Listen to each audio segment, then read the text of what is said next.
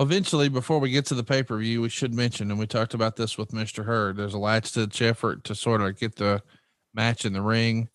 I believe the Turner legal department told Mr. Hurd, hey, you can't legally fire him. You can't legally do that. So he comes back, tries to schedule a private meeting, offer him $750,000 for a 1-year deal. Flair turns it down.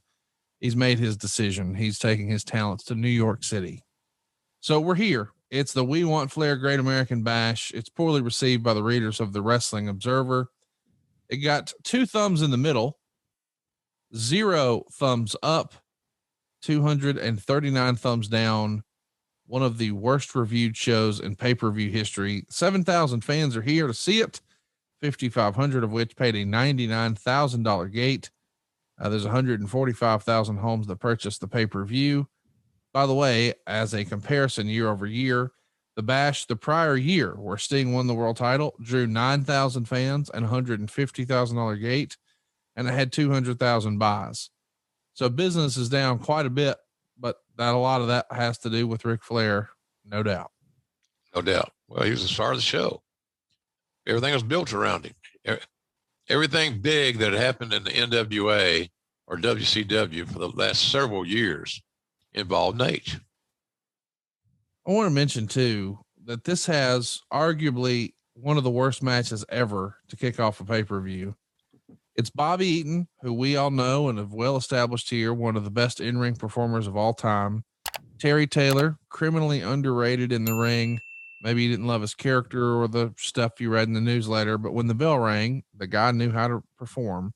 Yeah. And of course, one of the biggest wrestlers of all time, arguably the biggest star ever, Steve Austin, are all in a match. And you think, well, how in the world is that bad? Well, for starters, we add P and news to it. And then we say, hey, all these guys who can fly around the ring and do all these great things, let's not let them do that at all. Let's put them in a goddamn scaffold match. Yeah. Insanity.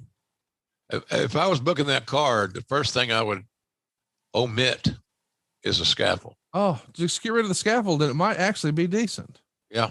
Yeah. It's just, you're in a you booked a no-win match. Yeah. I mean, you can't let's just live off the Midnight Express and Cornette falling from the scaffold and blowing his knees out and things like that. Let's just let it go. That's what you get out of it. You can't have a match. Yeah. And I can't remember how many. At one time I knew this, but I think 3 of the 4 were afraid of heights. But nobody asked. Yeah, it is hysterical to go watch. Here's the write-up.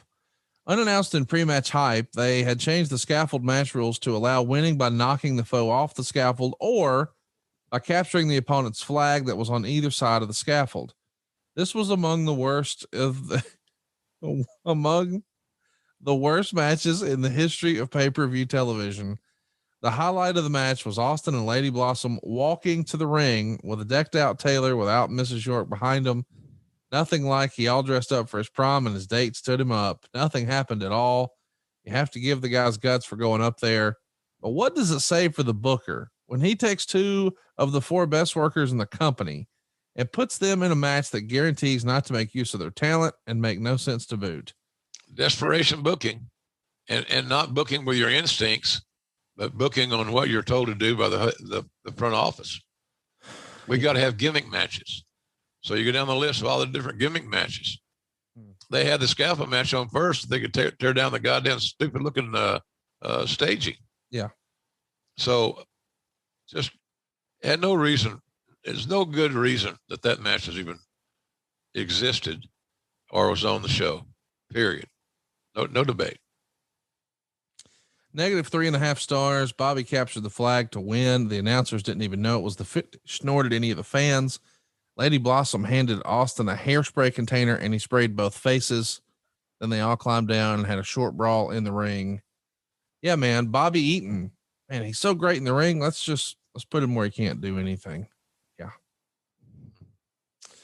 Yeah. Meltzer would say, while they're taking down the scaffold, Jim Ross and Tony Schiavone opened the show and they mentioned the offer made earlier in the week to Flair, which was also announced to the live crowd before the show went on the air in order to quell what the company knew going in was going to be a ton of "We Want Flair" chants. But the announcement actually brought the loudest chant of the night. but as the company hoped, it was off television.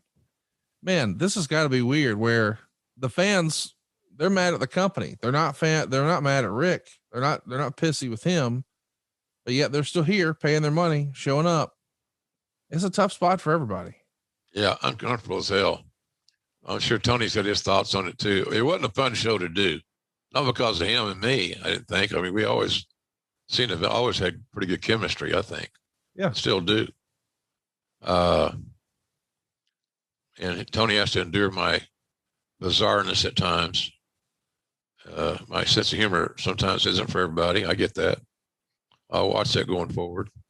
I'm not going to stop having a good time and trying to entertain the audience. Don't you watch shit? We want to hear your sense of humor. So anyway, it wasn't fun to do, man. You can see, we both knew, Tony and I both knew Lee Sallis very well. We worked with them almost every day. And you can tell when your team is ready to play and when they're not. This team was not ready to play. And they were all caught up in the same cluster that we were, except, at least they didn't experience it as badly as like Tony and I, because we worked in the office. We were there every day. They could go home, see a TV type deal. So it wasn't a fun night, Conrad. Hard to prepare for what you really know is going to be shit. And that's what we were. We didn't have I can't find good things to talk about on this damn thing. Maybe I'll figure out something between now and the end of the show. Probably not. Probably. The Diamond Stud is going to pin Z-Man in 6 minutes and 59 seconds. DDP is here with his usual routine, but no Diamond Dolls this time.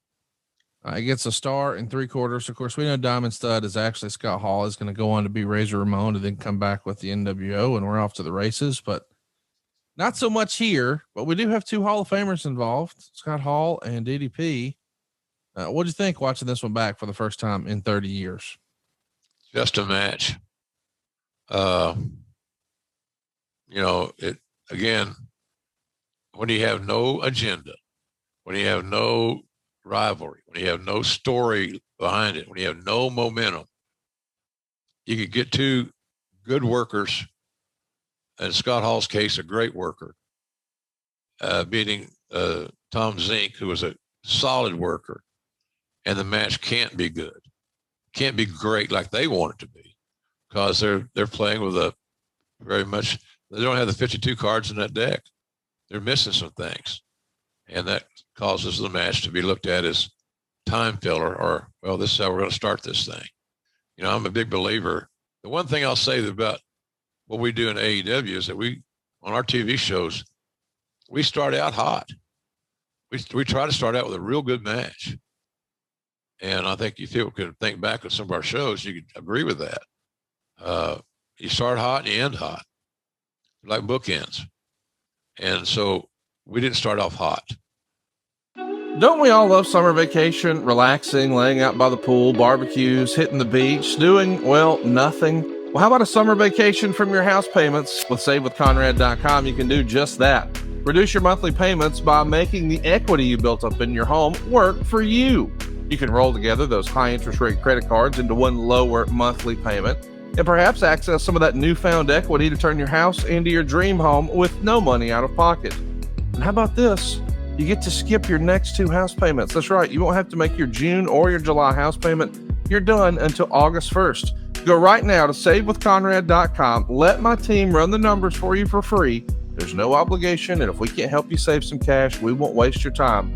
And did I mention we're offering a 3-year guarantee right now?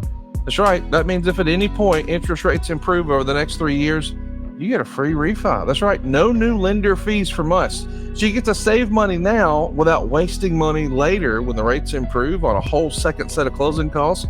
Why not go to SaveWithConrad.com and get a guarantee?